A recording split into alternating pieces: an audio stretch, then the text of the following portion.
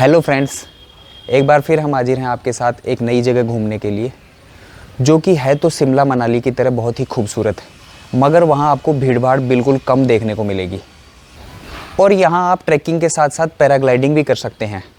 यहाँ आप 12 महीनों में कभी भी आ सकते हैं। और यदि आपको बर्फ़ का मज़ा लेना हो तो आप सर्दियों में आए, और यदि आपको हरियाली और सुंदरता का, झरनों का मज़ा लेना हो तो आप गर्मियों में आए। और यदि आपको यहाँ पे भीड़ भाड़ अवॉइड करनी हो तो फरवरी से अप्रैल और सितंबर अक्टूबर, इन 2 महीनों में आप यहाँ पे आ सकते हैं। यहाँ 12 महीने मौसम सुहाना रहता है। मैं बात कर रहा हूँ हिमाचल प्रदेश के मैक्लोडगंज और धर्मशाला की। इन दोनों जगह का दोस्तों मैंने 4 दिन का प्लान आपके लिए तैयार किया है। और इन 4 दिनों में आपको कहाँ कहाँ घूमना है, कहाँ आपको होटल लेनी है और किस किस जगह विजिट करना है, ये सारी डिटेल मैं आपको बताऊँगा। और टूर प्लान की एक ब्रीफ डिस्क्रिप्शन की PDF फाइल मैंने वीडियो के डिस्क्रिप्शन लिंक में अटैच कर दिए है। यदि आप समझना चाहें तो वहाँ से उस PDF फाइल को डाउनलोड करके आपका टूर का प्लान समझ सकते हैं और उस हिसाब से प्लान कर सकते हैं। अब मैं आपको थोड़ा सा एक ब्रीफ डिस्क्रिप्शन दे देता हूँ इस प्लान के बारे में और कुछ इंपॉर्टेंट बातें भी बता देता हूँ। उसके बाद हम वीडियो में आपको डिटेल से समझाएंगे कि आपको वहाँ क्या क्या देखने को मिलेगा। तो चलिए दोस्तों, शुरू करते हैं। दोस्तों, टूर की शुरुआत करते हुए सबसे पहला क्वेश्चन ये आता है कि मैक्लोडगंज पहुंचा कैसे जाए। मैक्लोडगंज आप 3 तरीक़ों से पहुंच सकते हैं, बाय ट्रेन, बाय बस और बाय प्लेन। सबसे पहले हम बात करेंगे ट्रेन की, क्योंकि ज़्यादातर लोग ट्रेन का ही यूज़ करते हैं कहीं आने जाने के लिए। दोस्तों, मैक्लोडगंज के आसपास कोई भी रेलवे स्टेशन मौजूद नहीं है। मैक्लोडगंज से सबसे नज़दीकी railway station Pathankot railway station पड़ता है, जो कि 91 किलोमीटर है। इसलिए आपको मैक्लोडगंज जाने के लिए सबसे पहले पठानकोट रेलवे स्टेशन आना पड़ेगा। और दिल्ली से पठानकोट के लिए खूब सारी ट्रेनें अवेलेबल हैं। आप शाम को बैठिए और सुबह पठानकोट पहुंच जाइए। अब पठानकोट पहुंचने के बाद हमें पठानकोट रेलवे स्टेशन के पास में ही मौजूद पठानकोट बस स्टैंड से धर्मशाला के लिए बस पकड़नी पड़ेगी, क्योंकि मैक्लोडगंज के लिए आपको डायरेक्ट बस नहीं मिलेगी। इसीलिए आप पठानकोट से बस में बैठ के सीधा धर्मशाला आ जाइए। इसमें आपको 2 से 3 घंटे का समय लगेगा। अब धर्मशाला पहुंचने के बाद आप या तो टैक्सी कर लीजिए मैक्लोडगंज के लिए, या फिर आप रोपवे से भी आ सकते हैं, क्योंकि हमारा एक विजिटिंग पॉइंट रोपवे भी है। इसलिए मेरी माने तो आप धर्मशाला से रोपवे के थ्रू मैक्लोडगंज आ जाइए। इसमें आपका समय भी बचेगा और एक एडवेंचर भी हो जाएगा। अब ये तो हो गई ट्रेन से आने की बात। यदि आप प्लेन से आ रहे हैं तो यहाँ का नियरेस्ट एयरपोर्ट है गग्गल या कांगड़ा एयरपोर्ट। यह धर्मशाला से 13 किलोमीटर दूर है। तो आप कांगड़ा एयरपोर्ट आ जाइए और वहाँ से टैक्सी करके मैक्लोडगंज आ जाइए। और हमारा तीसरा ऑप्शन है बस। दोस्तों, हमें दिल्ली या चंडीगढ़ से डायरेक्ट मैक्लोडगंज के लिए बस सर्विस भी मिल जाएगी, तो आप बस द्वारा भी डायरेक्ट मैक्लोडगंज आ सकते हैं। अब बात आती है होटल की, कि होटल लिया कहाँ जाए।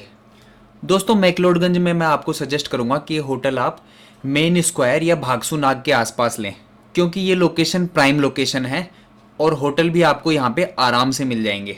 दोस्तों, हमारा टूर 5 दिन का है, तो उस हिसाब से हमने 3 नाइट तो मैक्लोडगंज के लिए होटल लिए हैं और 1 नाइट हमने धर्मशाला के लिए होटल बुक किया है। होटल यहाँ पे आपको कम से कम 2000 रुपये में पड़ जाएंगे, और ये पूरी तरह सीजन पे डिपेंड होता है। और सबसे ज़रूरी बात दोस्तों, होटल बुक करते समय, खासकर ऑनलाइन होटल बुक करते समय, आप होटल की लोकेशन का खास ध्यान रखें, क्योंकि कई होटल ऐसे हैं जिन्होंने अपने आप को मैक्लोडगंज में दिखा रखा है, जबकि वो लोकेट हैं धर्मशाला में। और गलती से यदि आपने धर्मशाला वाले होटल को बुक कर दिया तो आपका ज़्यादातर समय आने जाने में ही लग जाएगा। इसलिए आप होटल की लोकेशन का विशेष ध्यान रखें। होटल में कुछ देर आराम करने के बाद अब शाम के समय आप निकल जाइए कालचक्र टेम्पल के लिए, जो कि मेन स्क्वायर में ही है। कालचक्र टेम्पल विजिट करने के बाद आप सीधे चले जाइए दलाई लामा टेम्पल कॉम्प्लेक्स में, जहाँ पे आपको म्यूजियम भी मिलेगा। यहाँ पे आप शाम का वक्त बिता सकते हैं और शाम के समय आप घूम लीजिए मैक्लोडगंज के मार्केट में, यहाँ के फूड ट्राई कर लीजिए। और इस तरह से हमारा डे 1 कंप्लीट हो जाएगा। अब डे 2 की शुरुआत में दोस्तों आप जा सकते हैं तुषिता मेडिटेशन सेंटर में, यदि आप योगा वगैरह में इंटरेस्टेड हैं तो। नहीं तो आप सीधे चले जाइए भागसू नाग टेम्पल में। भागसू नाग टेम्पल में विजिट करने के बाद वहाँ पे आप स्विमिंग पूल में नहा भी सकते हैं। दोस्तों, स्विमिंग पूल में पानी बहुत ही ठंडा होता है, क्योंकि यह पानी पहाड़ों में पिघल रही बर्फ का है, मगर आपको वहां नहाने में बहुत मजा आने वाला है। इसके बाद आप सीधे चले जाइए भागसूनाग वाटरफॉल के लिए और यहाँ पे आप आनंद लीजिए वाटरफॉल का। शाम के समय आप चले जाइए सेंट जॉन्स चर्च, डल लेक और नडी सनसेट पॉइंट और व्यू पॉइंट। इस तरह से हमारा डे 2 कंप्लीट हो जाएगा और इसके बाद डे 3 में आप जा सकते हैं ट्रायुंड पॉइंट पे। ट्रायुंड जाने के लिए आपके पास 2 रास्ते हैं, एक आप भागसूनाग की तरफ से जा सकते हैं और दूसरा गल्लू देवी टेम्पल की तरफ से। पर मैं यही सजेस्ट करूंगा आपको कि आप गल्लू देवी टेम्पल की तरफ से ही जाएं, क्योंकि भागसूनाग टेम्पल की तरफ से यदि आप जाते हैं तो वहाँ पे आपको खड़ी चढ़ाई चढ़नी पड़ेगी, जो कि बहुत ही डिफ़िकल्ट रास्ता है। जबकि गल्लू देवी टेम्पल में रास्ता भी अच्छा है और आपको सीधी चढ़ाई भी नहीं मिलेगी, इसलिए आप गल्लू देवी टेम्पल की तरफ से ही जाएं। दोस्तों ट्रायन ट्रैक पे जाने के लिए आप वाटर बोतल और कुछ स्नैक्स लेके सुबह सुबह ही जल्दी निकल जाइए। सबसे पहले आप चले जाइए गल्लू देवी टेम्पल के लिए। गल्लू देवी टेम्पल के लिए आप गाड़ी या पैदल भी जा सकते हैं, जैसे आपको सूटेबल हो वैसे चले जाइए। उसके बाद आपको पैदल ही जाना पड़ेगा। मेन स्क्वायर से गल्लू देवी टेम्पल लगभग 2 किलोमीटर के आसपास है। गल्लू देवी टेम्पल से आपकी ट्रायन ट्रैक के लिए ट्रैकिंग स्टार्ट होगी, जो कि 5 किलोमीटर के लगभग है और ट्रायन के टॉप पे पहुंचने के लिए आपको 3 से 4 घंटे लग जाएंगे। ट्रायन ट्रैक पे पहुंचने के बाद आप 2-3 घंटा आराम से इंजॉय कीजिए, पहाड़ों का नज़ारा लीजिए, फोटोग्राफी कीजिए। उसके बाद आप वापस चले आइए। वापस आने में भी आपको 3 से 4 घंटे लगेंगे और इस तरह से हमारा डे 3 भी कंप्लीट हो जाएगा। इसके बाद आप डे 4 के लिए टैक्सी कर लीजिए और टैक्सी करके सबसे पहले आप चले जाइए तिब्बत म्यूज़ियम में। यहाँ पे आपको तिब्बत कल्चर वगैरह के बारे में पूरी जानकारी मिलेगी। इसके बाद आप चले जाइए इंद्रू नाग टेम्पल पे, जो कि एक तरह से पैराग्लाइडिंग पॉइंट भी है। अगर आप पैराग्लाइडिंग के इच्छुक हैं तो वहाँ पे पैराग्लाइडिंग भी कर सकते हैं। फिर आप चले जाइए खड़ोता वैली पे। खड़ोता हिल व्यू पॉइंट से आपको खड़ोता वैली का एक खूबसूरत नज़ारा देखने को मिलेगा। यहाँ पे आपको ज़बरदस्त फ़ोटोआँ खींचने को मिलेंगी। इसके बाद आप चले जाइए अगंजर महादेव के मंदिर में। दोस्तों अगंजर महादेव मंदिर के बगल से ही एक खूबसूरत नदी बहती है, जिसमें आप स्नान भी कर सकते हैं। इसके बाद आप चले जाइए नोरबुल का इंस्टीट्यूट, गाइतो तंत्रिक मॉन्स्ट्री टेम्पल। आप चाहें तो क्रिकेट स्टेडियम धर्मशाला भी देख सकते हैं। वार मेमोरियल चले जाइए और टी गार्डन चले जाइए और इस तरह से हमारा डे 4 कंप्लीट हो जाएगा। इसके बाद डे 5 में आप धर्मशाला से पठानकोट के रास्ते में कांगड़ा फोर्ट और मसरूर रॉक कट टेम्पल भी विजिट कर सकते हैं, जो कि बहुत ही खूबसूरत हैं। और इस तरह से आपका डे 5 कंप्लीट हो जाएगा। तो ये था दोस्तों आपका 5 डे का धर्मशाला और मैक्लोडगंज का कंबाइन प्लान। इसकी पीडीएफ मैंने वीडियो के डिस्क्रिप्शन लिंक में अटैच कर दी है, आप चाहें तो वहाँ से डाउनलोड करके आपका प्लान बना सकते हैं। दोस्तों इस पूरे टूर में हम 3 मेंबर थे और हमारा टोटल खर्चा 20 से 25 हज़ार के आसपास लगा था। और अब मैं आपको डिटेल में बताऊंगा कि पूरे टूर के दौरान आपको क्या क्या देखने को मिलेगा, किस तरह की लोकेशन है। तो चलिए दोस्तों शुरू करते हैं।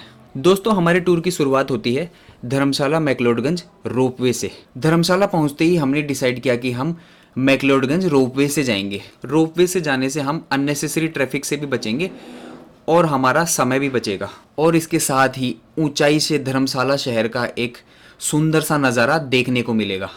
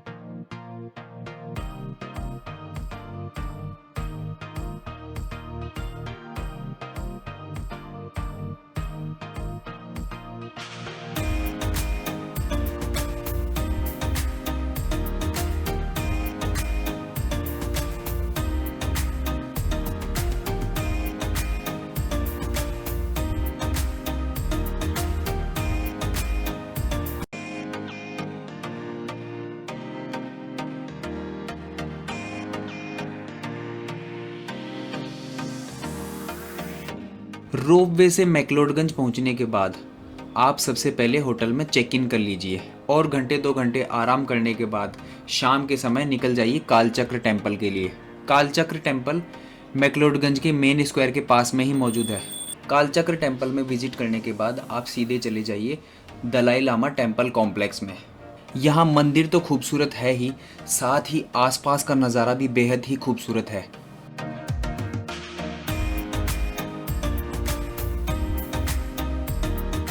और शाम के समय तो यह और भी सुंदर दिखता है। इसके बाद शाम के समय आप मैक्लोडगंज के मार्केट में घूम लीजिए और यहाँ के लोकल फूड को टेस्ट कर सकते हैं। और इस तरह से हमारा डे 1 कंप्लीट हो जाएगा। डे 2 की शुरुआत में आप चले जाइए तुषिता मेडिटेशन सेंटर, यदि आप योगा के शौकीन हैं। इसमें आपको योगा के बारे में कुछ जानकारियाँ भी दी जाती है। यह सेंटर 9 बजे खुल जाता है, तो आप वहाँ पे जाके योगा कर सकते हैं। बहुत ही शांत जगह है। यहाँ पे आप गाड़ी या ऑटो करके जाएंगे तो बहुत बढ़िया रहेगा, क्योंकि यह ऊंचाई पर स्थित है। इसके बाद आप आ जाइए भागसू नाग टेम्पल में। यहाँ भगवान के दर्शन करने के बाद मंदिर के पास में जो पूल बना है, यहाँ पर आप आराम से नहा सकते हैं। पूल में 6 फीट तक पानी भरा रहता है, इसलिए जिन लोगों को तैरना नहीं आता वे विशेष सावधानी बरतें। और पूल का पानी बहुत ही ठंडा होता है, क्योंकि यह पहाड़ों पे पिघल रही बर्फ़ का पानी होता है। मगर आपको नहाने में बहुत मज़ा आने वाला है, तो यहाँ पर आराम से आप घंटा 2 घंटा इंजॉय कीजिए।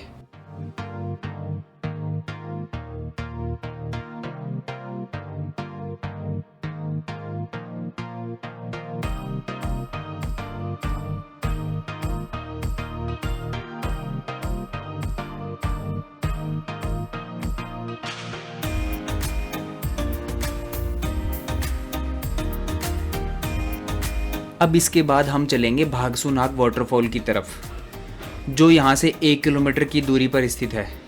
और रास्ते में आपको देखने को मिलेंगे सुंदर सुंदर पहाड़ों और घाटियों के नज़ारे।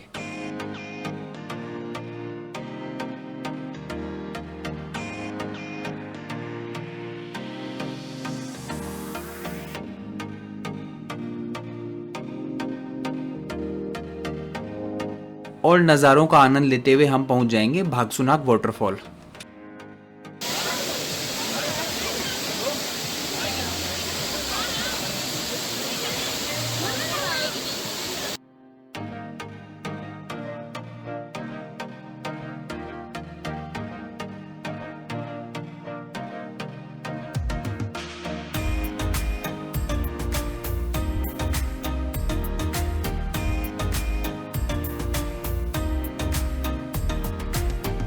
दोस्तों, भागसू नाग वाटरफॉल के पास में ये कैफ़े भी है। आप चाहें तो चाय, कॉफ़ी, मैगी या टोस्ट का आनंद भी ले सकते हैं। दोस्तों, भागसू नाग वाटरफॉल पे आप 2 से 3 घंटा बिताने के बाद यहाँ से वापस मत लौटिए। यहाँ से आप आगे भी जाइए शिवा कैफ़े तक, क्योंकि यहाँ से आगे भी आपको सुंदर सुंदर प्राकृतिक नज़ारे देखने को मिलेंगे, जिनमें से कुछ तो मैं आपको दिखाता हूँ।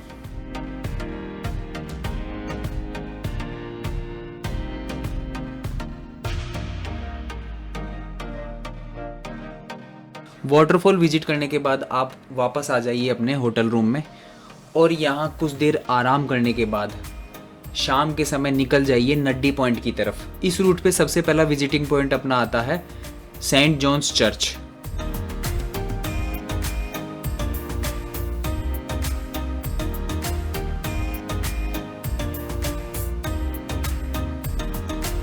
अब रूट में हमारा दूसरा पॉइंट आएगा डल लेक। जैसा कि आपको नाम से पता चल रहा है, यह लेक वाकई में डल ही है। इसमें ज़्यादा कुछ देखने लायक है नहीं, तो आप यहाँ पे 5-10 मिनट स्पेंड करने के बाद सीधे चले जाइए नड्डी व्यू पॉइंट की तरफ। नड्डी पॉइंट पर आपको जहाँ एक तरफ खूबसूरत पहाड़ों का नज़ारा देखने को मिलेगा, वहीं दूसरी ओर शाम के समय आप खूबसूरत सनसेट को भी देख सकते हैं।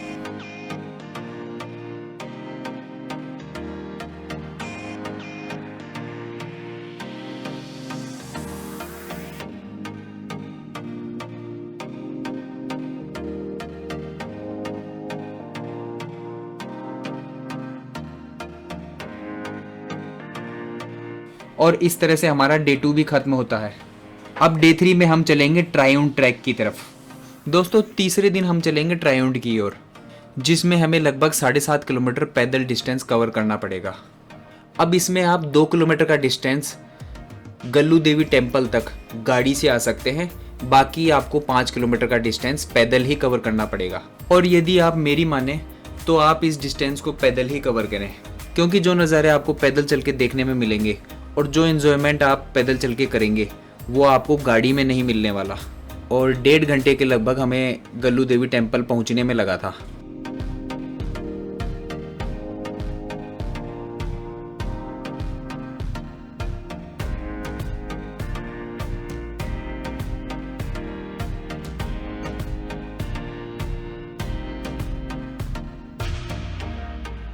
गल्लू देवी टेम्पल पर चाय पानी पीने के बाद आप चल दीजिए ट्रायउंड की ओर।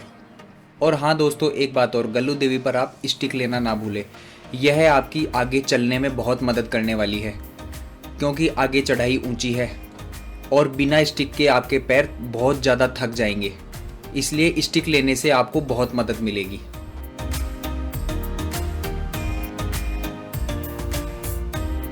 अब आप आसपास के नज़ारों का लुत्फ उठाते हुए चलते जाइए, चलते जाइए, चलते जाइए। जब आप आधे रास्ते पे पहुंच जाएंगे तो एक कैफ़े आएगा। कैफ़े आते ही समझ जाइए कि आधे रास्ते पे आ गए।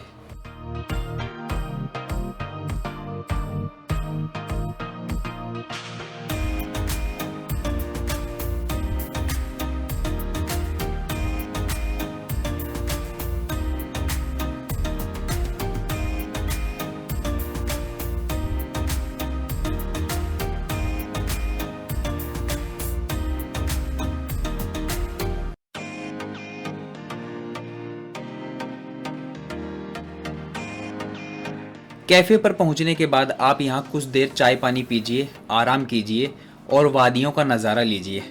उसके बाद फिर से चल दीजिए ट्रायउंड की ओर।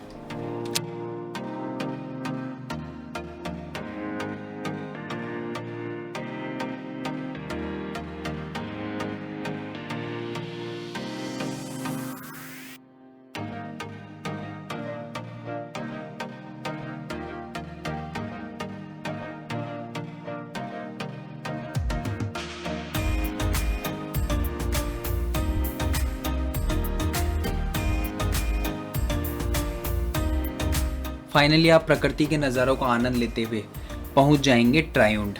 ट्रायउंड में आप आराम से 2-3 घंटे बिताइए, इंजॉय कीजिए, फोटोग्राफी कीजिए, मैगी का आनंद लीजिए।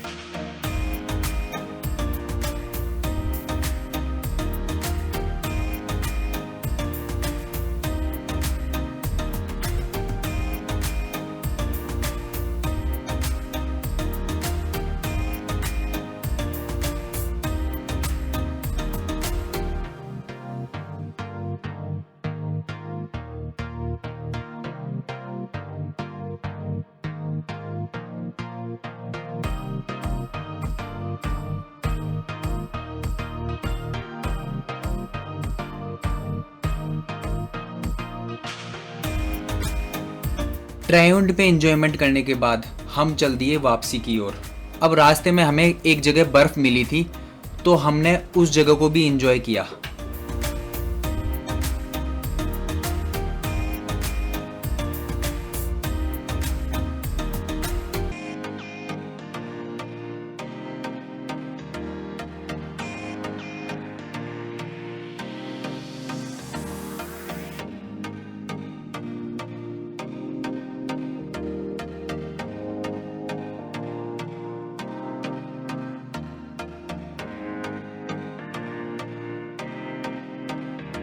और इस तरह से हमारा डे 3 कंप्लीट हो जाएगा।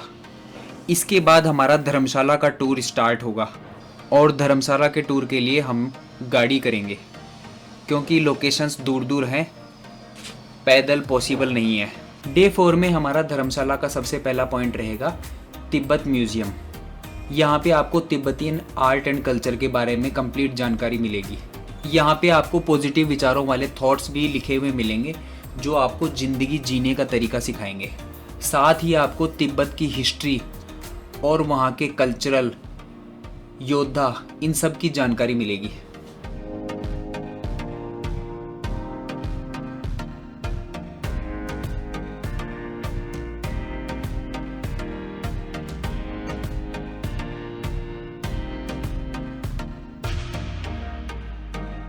इसके बाद हम आ जाएंगे इंद्रुनाग टेम्पल पे। यह भी पहाड़ी के ऊपर एक बहुत ही खूबसूरत जगह है। इंद्रुनाग टेम्पल के पास में पैराग्लाइडिंग पॉइंट भी है। यदि आप यहाँ पे पैराग्लाइड करना चाहते हैं तो वह भी कर सकते हैं।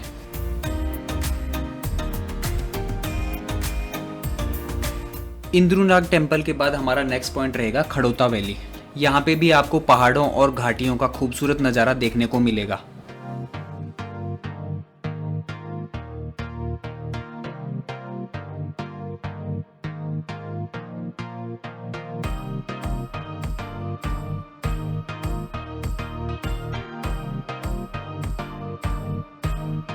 खड़ोता वैली के बाद हमारा अगला पॉइंट रहेगा अघंजर महादेव। यह भी बहुत ही खूबसूरत मंदिर है।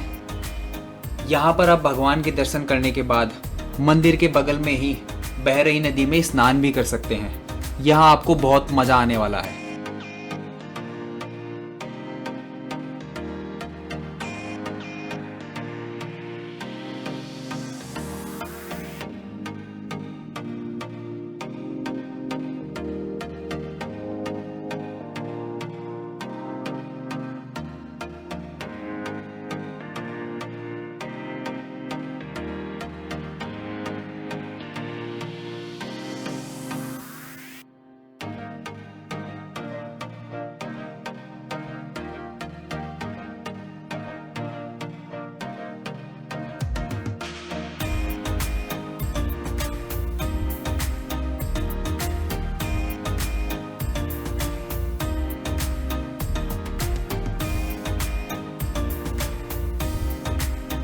अघंजर महादेव के बाद हमारा अगला पॉइंट रहेगा नोरबुलिंका इंस्टीट्यूट।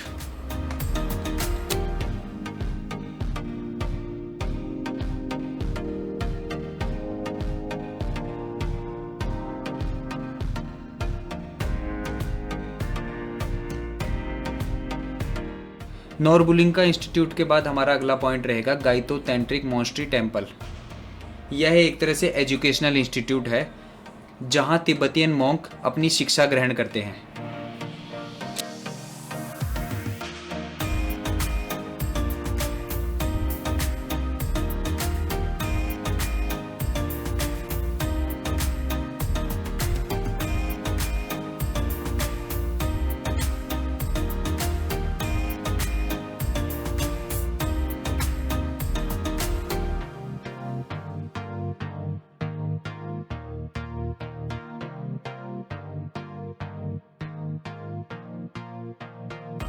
इसके बाद हमारा अगला पॉइंट रहेगा स्टेट वार मेमोरियल।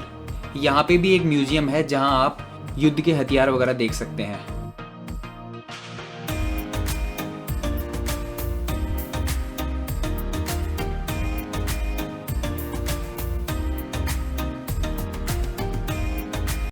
चौथे दिन का हमारा आखिरी पॉइंट रहेगा टी गार्डन।